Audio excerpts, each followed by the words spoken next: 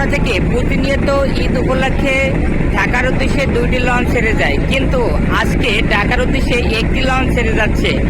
সেজন্য আজকে শুক্রবার, অনেকের আজকে ছুটি ক্লোজ, কালকে অফিস করবে, সেটাকে উপেক্ষা করে আজকে প্রচণ্ড ভিড় দেখা যাচ্ছে বিভিন্ন টার্মিনালে। এবং কালিকাবাড়ি আসার পরে আমি যেটা দেখতে পাচ্ছি সশরীরে, সেটা হলো প্রচণ্ড ওভারলোড ছিল এই লঞ্চটি। ওভারলোডের কারণে যাত্রীদের ভিতরে একাধিক হাতাহাতি হয়েছে।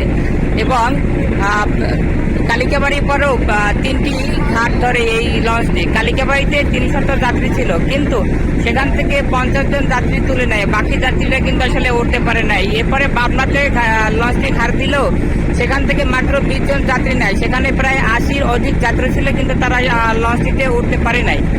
এরপরে এই লঞ্চটি দ্বিতীয়বারের মধ্যে কাঠালিয়াতে ঘাট দেয়, পরবর্তীতে বেতাকিতে ঘাট দেয়, কিন্তু গতাগতিকভাবে বিভিন্ন স্থান থেকে আসলে যাত্রী তারা তুলে নিতে পারে নাই। এবং যে অবস্থায় আসলে লঞ্চটি রয়েছে সম্পূর্ণ ওভারলোড অবস্থায় রয়েছে, এবং যাত্রীদের মধ্যে নানান ধরনের হাতাহাতি কাজ করতে। এ যাবৎ এই লঞ্চটিকে 5টা থেকে রাত্র 8টা পর্যন্ত 50 বারের অধিক হাতাহাতি হয়েছে, এবং সেই হাতাহাতিতে কেন্দ্র করে শতাধিক আসলে যাত্রীদের আহত হয়েছে। আমরা আসলে এক স্থান থেকে অন্য স্থানে না যাওয়ার কারণে আপনাদেরকে আসলে সম্পূর্ণ লঞ্চের অবস্থান দেখাতে পারতেছিলাম না। যে আপনারা দেখতে পাচ্ছেন যে লঞ্চের যে যাত্রী রয়েছে তারা কিন্তু অনেকেই দাঁড়িয়ে আছে লঞ্চের বিভিন্ন পাশ জুড়ে, যেটাকে আমরা দেয়ালও বলি, দেয়াল জুড়ে আসলে দাঁড়িয়ে রয়েছে। আমাদের এই লঞ্চটির বিভিন্ন জায়গায় আসলে আপনাদেরকে দেখাতে পারতেছি না।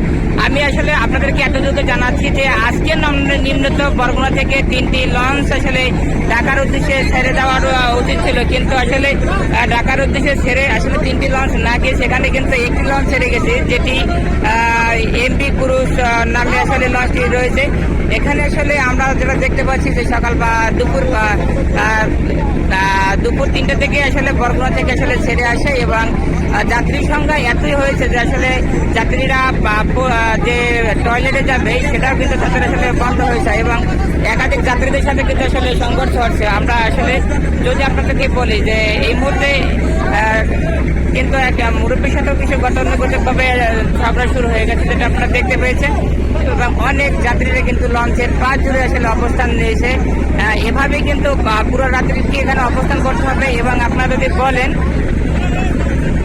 যদি আমি আপনাদেরকে আরো বলি যে লঞ্চটাতে আমি অবস্থান করতেছি এবং আমি লঞ্চটিতে থাকবো, এখান থেকে আপনাদেরকে আরো জানানোর চেষ্টা করতেছি যে এখানে শতাধিক আহত হওয়ার পরে কিন্তু বিভিন্ন স্টপে তারা কিন্তু ঘাট ধরেছেন। এবং পরবর্তীতে বরগুনা থেকে আবার দ্বিতীয় আরো একটি লঞ্চ ছিল যে শাহরুখ 2 ছিল, সেটি আসলে ছেড়ে আসছে কিনা সেটা আমার জানা নাই। তো আজকের এই বরগুনা থেকে ঢাকার উদ্দেশ্যে ছেড়ে দেওয়া যে শাহরুখ 2, এটা কিন্তু আসলে ভয়াবহ অবস্থা যাত্রীদের মাঝে, এবং ভয়াবহ অবস্থা নিয়ে কিন্তু যাচ্ছে। মোট কথার উপরে বলতেছি যে এটা আসলে অতিরিক্ত ওভারলোড রয়েছে, এবং অতিরিক্ত ওভারলোড নিয়েই কিন্তু যাচ্ছে।